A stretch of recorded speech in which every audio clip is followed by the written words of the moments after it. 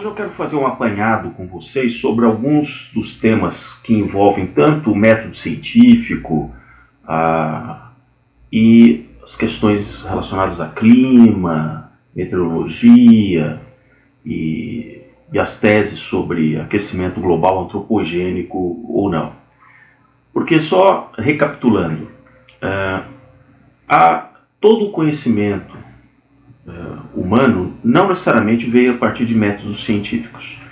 Não estou aqui querendo dizer que eles não são válidos. Se aprendeu muito nos últimos 300 anos à medida que se desenvolveu um método de teste de hipóteses e que passou a ser considerado um método científico porque você usava provas empíricas, ou seja, você tinha uma comprovação prática daquilo que você estava propondo como uma hipótese. Você tinha uma tese, uma relação causal entre dois fatores e você, através de experimentos, você de fato comprovava aquilo. Mas a gente tem que ver que grande parte do conhecimento humano não vem de conhecimento científico, vem simplesmente de uma concepção, de uma ideia e de uma experimentação, não necessariamente de você colocar aquilo no experimento. Muito daquilo que se aprendeu, inclusive, seria muito difícil de você criar condições para você reproduzir aquilo num laboratório como experimento. O método científico, ele rapidamente ele foi absorvido para aquelas ciências chamadas ciências naturais, que envolvia ali física, química, mas, por exemplo, mesmo nas ciências sociais, as relações, por exemplo, se você pegar a lei de Newton, a lei da gravitação, é uma lei determinística, ou seja, dado que você afirma que aquele corpo foi lançado, ele irá, por exemplo, seguir uma trajetória que é bastante previsível pela lei de Newton. Então ela é determinística.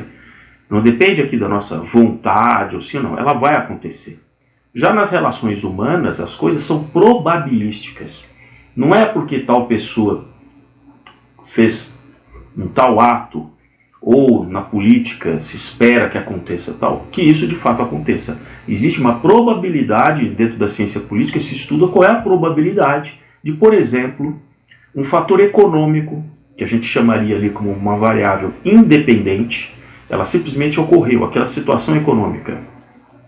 Qual é a relação que ela pode ter com uma campanha eleitoral onde alguém quer se reeleger, por exemplo, uma presidência, por exemplo.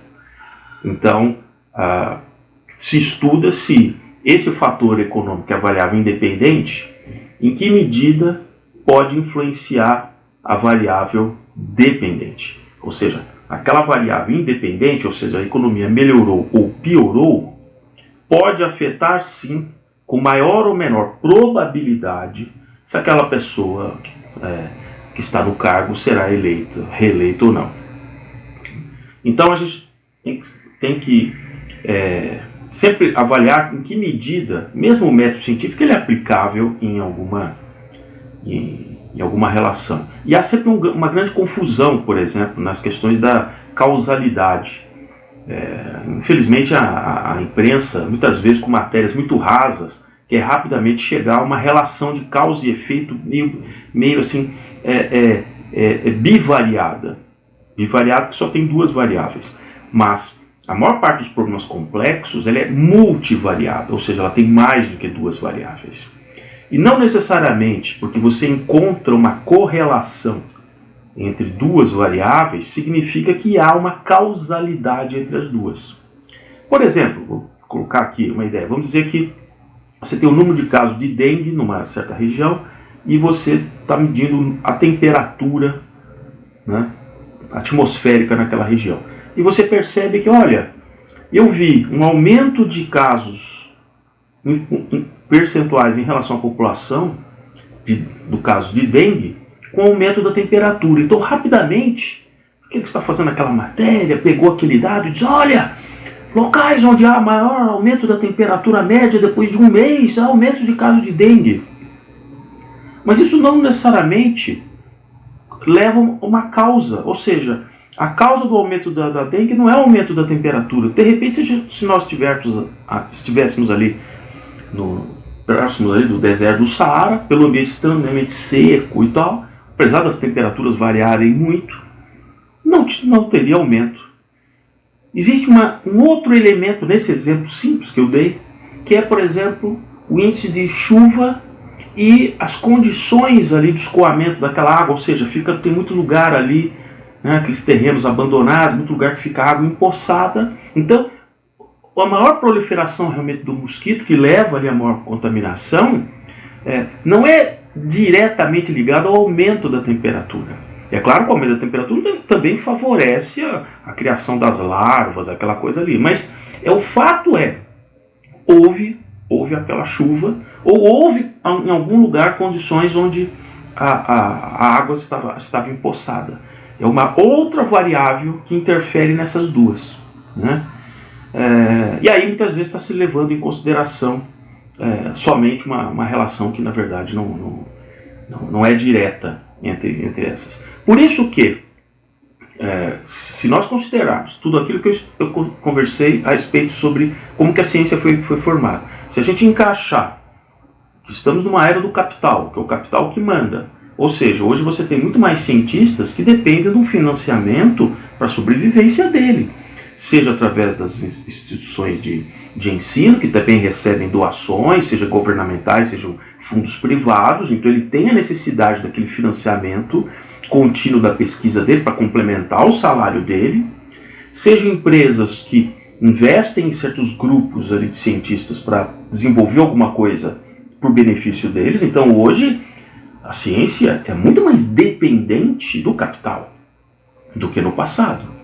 E por isso que é muito curioso que em questões, por exemplo, como climáticas, seja uma discussão que nós estamos sempre ouvindo assim, não, o problema é o CO2. O problema é o CO2. Como no passado eu via que não, o problema da camada de ozônio, principalmente ali na Antártida, era do CFC, do CFC12, né, ligado ali ao fluorocarbon, ele era o culpado. Então, para mim é um tanto quanto curioso que não se discuta também, e isso não aparece na mídia em geral, que podem existir outros fatores. Por exemplo, como eu citei num vídeo anterior, se os oceanos dominam 71% da superfície do planeta, se o Sol bombeia aqui a Terra fora da atmosfera, chega ao chamado coeficiente solar 1.395 watts por metro quadrado. Nem tudo isso chega até a Terra, mas é uma potência bastante razoável. Parte é absorvida e parte é refletida. E os oceanos são quem captura a maior parte dessa energia. Então é muito interessante que quando se coloca na conta que só o bombeamento, digamos assim, para a atmosfera de mais e mais CO2 vindo da atividade chamada antropogênica, ela é, de fato, a variável. Lembra da variável que eu falei? Independente com a dependente. Ela é, de fato, a variável independente que, ao mudar, muda realmente o clima do planeta. Ora, outros climatologistas, paleontologistas, discordam disso, só que eles não estão ali nos holofotes da mídia. Discordam porque eles, olha, no Holoceno, que é um período ali, no Médio Holoceno, que foi de 7.000 a 5.000 anos atrás, a temperatura da Terra estava até um pouco mais alta do que agora. E a taxa de CO2 foi até maior do que agora, porque essa maior temperatura liberou esse CO2 que estava nos oceanos. Foi nessa época que várias regiões que estavam ali ainda congeladas ou tinham pouca vegetação, propiciou que os seres humanos fossem migrando para outras regiões que no passado eram mais frias e que estavam mais habitáveis. Então já houve uma época onde a taxa de CO2 era mais alta, e isso simplesmente foi através de uma questão da intensidade solar. Quando os paleontologistas questionaram esses climatologistas, dizendo, não, mas nós já tivemos outras épocas quentes, tão quentes quanto.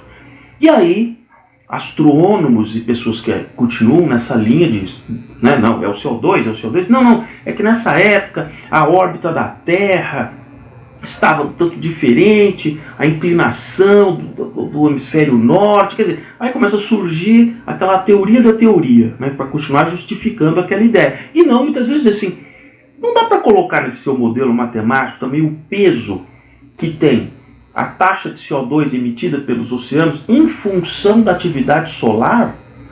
porque a quantidade de CO2 que está armazenada nos oceanos é dezenas, mas dezenas de vezes maior do que a quantidade anual do que nós conseguimos produzir através de queima de combustíveis fósseis, né? Então não é razoável imaginar, sinceramente, não é razoável, isso está sendo questionado por muita gente, que o motivo é um só, né? Que é só o CO2. Que ele pode ter uma certa participação na captura daquelas ondas longas, que é aquela onda infravermelha que está tentando caminhar para o espaço, ainda que seja ali 350, 370 partes por milhão.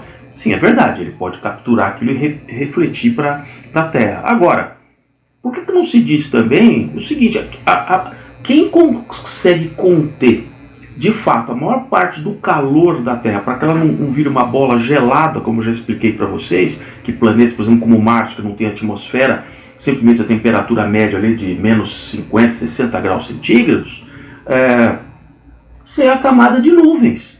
É a camada de nuvens, exatamente, de H2O, de água dissolvida em forma de vapor na atmosfera, é que consegue reter o calor. Tanto é verdade que quando se aproxima uma época de inverno, em que há, exatamente por ter menos umidade relativa no ar, e vocês vejam os meteorologistas dizendo, olha, na próxima madrugada, por não haver nuvens, essa madrugada será muito fria. E de fato, naquelas madrugadas frias, você consegue ver até pela variação da densidade do ar, as estrelas cintilando ali, você sente que realmente muito mais frio do que se fosse uma atmosfera com muitas nuvens, porque elas conseguem reter esse calor que vem da superfície. Então, por que isso não é colocado de uma maneira aberta? Não, é sempre o CO2. E assim, essa relação de causa e efeito que eu coloquei, é sempre uma coisa assim, não, a temperatura do planeta aumenta porque aumentou o CO2. Mas vamos colocar na conta também, dado que o El Niño ou Laninha de um oceano que tem 1/3 de superfície da Terra, se ele se eleva por questão de fonte solar, que são os máximos e mínimos 4, 5 graus, e eles de fato afetam muito o clima de toda aqui a América Latina, isso está pacificado, isso é verdade. Em que medida, então, o CO2 é o fator decisivo para o aumento da temperatura do planeta? Então, quando eu vejo, como eu já comentei, em entrevistas, doutores e tal, assim, eles sabem de tudo isso que eu estou falando, muito mais do que eu estou me baseando em conceitos da termodinâmica, que estudam sistemas que estão em equilíbrio, fontes quentes que passam calor para fonte fria, há uma perda, eu preciso repor isso com alguma energia, que é o que a entropia nos ensina, fenômenos de transferência de calor, onde de fato vários elementos, como CO2, água e atmosfera, e até a absorção do calor, isso é calculado, de quanto um lago, por exemplo, consegue absorver, por exemplo, um calor, se calcula, com livros como esse do Joe Roman, quantos watts por metro cúbico num lago ele conseguiria reter aquele calor. E depois, a partir do momento que a atmosfera se esfria, ele devolve aquele calor para a atmosfera. E é muito interessante que em todas essas entrevistas, isso nunca é abordado.